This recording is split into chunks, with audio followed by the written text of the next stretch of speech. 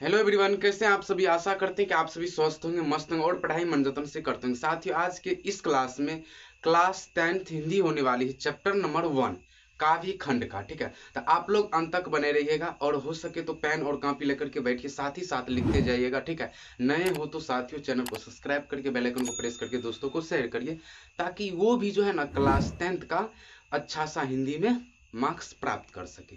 जो भी स्टूडेंट 2026 में एग्जामिनेशन देने चाहते हैं उसको अवश्य शेयर करिएगा। ठीक है, तो प्यारे साथियों, आशा करते हैं कि आप सभी शेयर कर दिए होंगे।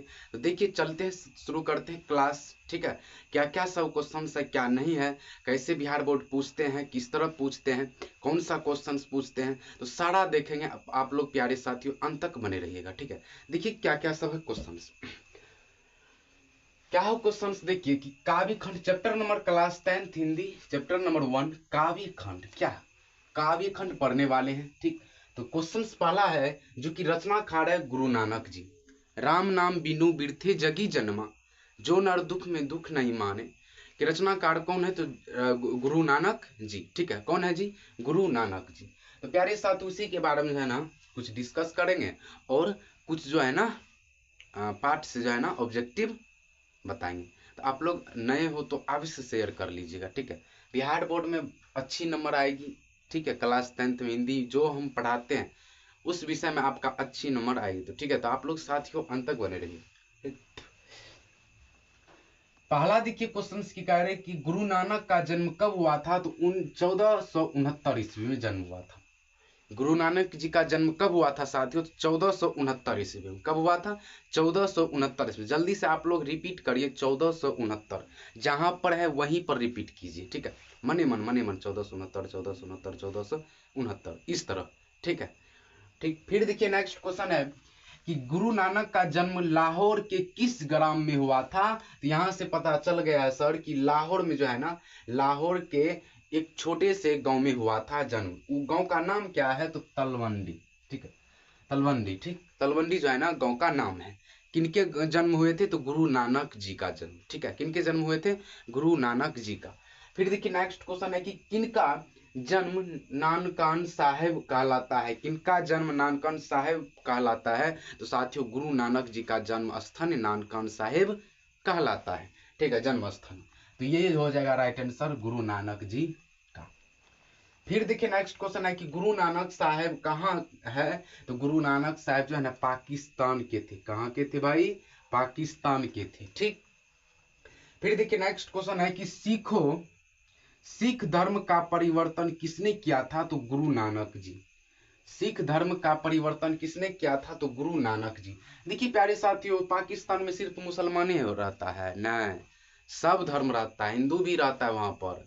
ठीक है, सिख भी रहता है, ईसाई भी रहता है। ठीक है, तो ये मत में जो मथा में मत लाइएगा कि पाकिस्तान में सिर्फ जो है मुसलमान रहते हैं। ठीक है, अपना हिंदुस्तान के लोग भी रहते हैं भाई। ठीक है, फिर देखिए नेक्स्ट क्वेश्चन है कि सिख धर्म का परिवर्तन किसने किया था, तो गुरु नानक जी। सिख धर्म का परिवर्तन यानी कि सिख धर्म को जो है ना सबसे आगे लेकर कौन गया है, तो गुरु नानक जी लेकर गया है। ठीक, फिर देखिए नेक्स्ट क्वेश्चन है कि गुरु नानक किस काल के कवि है, तो गुरु नानक जी भक्ति काल के थे। किस काल के थे भाई, भक्ति काल के जो है ना ये गुरु थे। ठीक, भक्ति काल के। तो राइट आंसर ये हो जाएगा। फिर देखिए नेक्स्ट क्वेश्चन है कि राम बिनु बिरथे जगी जन्मा किसकी कृति है, तो गुरु नानक जी की। राम बिनु बिरथे जगी जन्मा यह किसने रचा है या यह किसने लिखा है, तो प्यारे साथियों राइट आंसर होगा गुरु नानक जी की रचना है। ठीक है, तो गुरु नानक जी हो जाएगा। फिर देखिए नेक्स्ट क्वेश्चन है कि गुरु नानक कौन थे, तो सिखों के 10 प्रथम गुरु थे। ठीक है, सिखों के प्रथम गुरु कौन थे, तो गुरु नानक जी। ठीक, सिखों के प्रथम गुरु कौन थे भाई, गुरु नानक जी। जल्दी से आप लोग कमेंट में लिखिए कि गुरु नानक सिखों के प्रथम गुरु थे। ठीक है, कौन थे, प्रथम गुरु। फिर देखिए नेक्स्ट क्वेश्चन है कि गुरु नानक किस भक्ति धारा के कवि है, तो निपुण भक्ति धारा के कवि है। ये बिहार बोर्ड पूछा हुआ क्वेश्चन। ठीक है, ये जो है ना बिहार बोर्ड पूछे हैं कि गुरु नानक किस भक्ति धारा के कवि है, तो यह एक निपुण भक्ति धारा के है कवि। ठीक है, निपुण भक्ति धारा के कवि है। फिर देखिए नेक्स्ट क्वेश्चन है कि गुरु नानक की भेंट किस मुगल शासक से हुई है? तो गुरु नानक की भेंट जो है ना बाबर से हुई थी। किस मुगल सम्राट से हुई थी? तो बाबर से हुई थी। ठीक है, बाबर से। ठीक, फिर देखिए नेक्स्ट क्वेश्चन है कि जपू जी किनके कृति है? तो प्यारे साथियों बता दूं, जपू जी जो है ना गुरु नानक जी का ही रचना है। ठीक है, क्या जपू जी, सोहिला, आशा दीवार, ये सब जो है किनके रचना है? गुरु नानक जी के प्रमुख रचना है। ठीक है, तो प्यारे साथी इनके 3-4 रचना है, तो इसको अच्छा सा याद कर लीजिएगा कि जपू जी, सोहिला, आशा दीवार, और उसके बाद जो है ना एक और है, ध्यान में नहीं है, वो कहीं पर लिखे हैं। ठीक है, तो ये सब जो है ना किनके, हरिरास, हाँ हरिरास।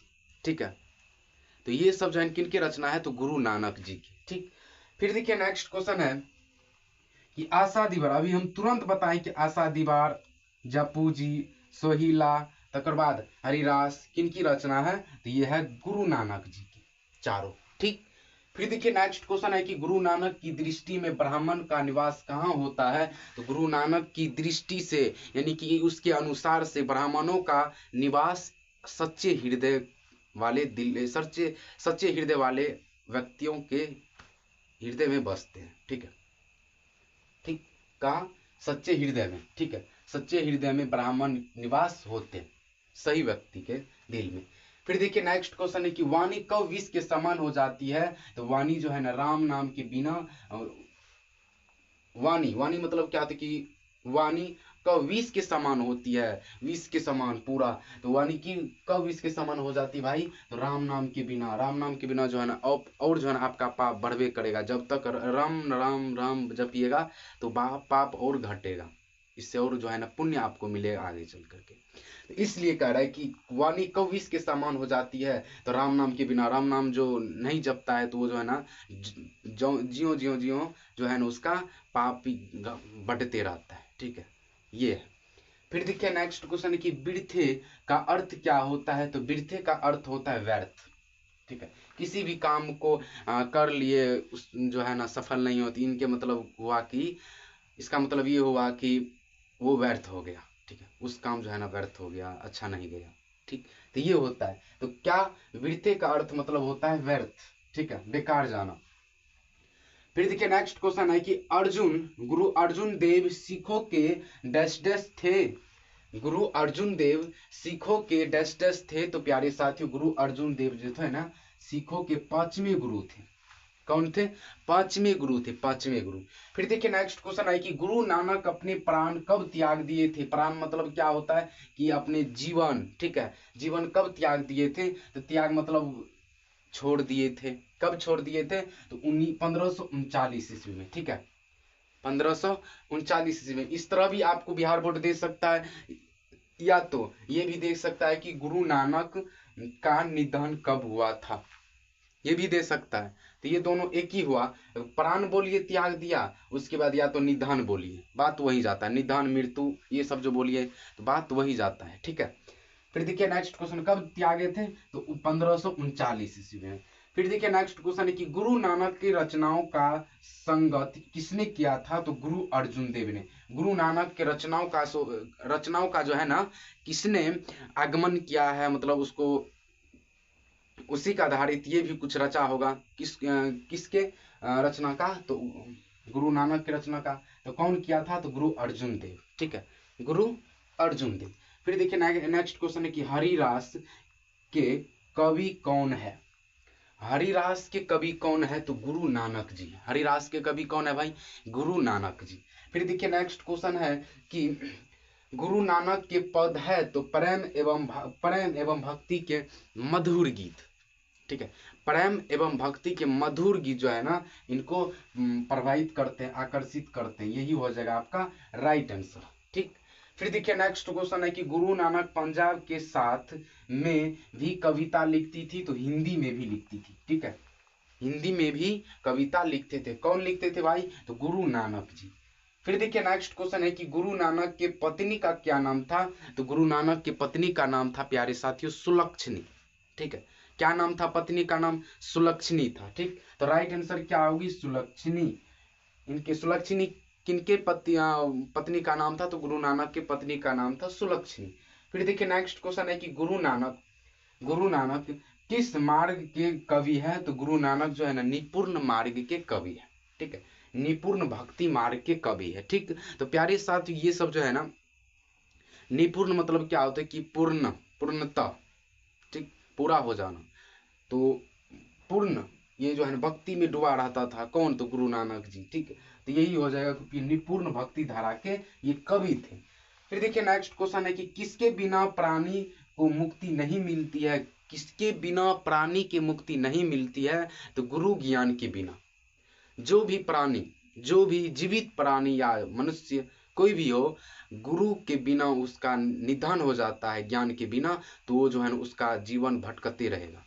ठीक है, जो मूर्ख जिसको बोलाते हैं, कोई भी व्यक्ति हो मूर्ख जो है, उसका मृत्यु भी बाद में होगी ना, तो वो जीवन भर भटकते रहेंगे।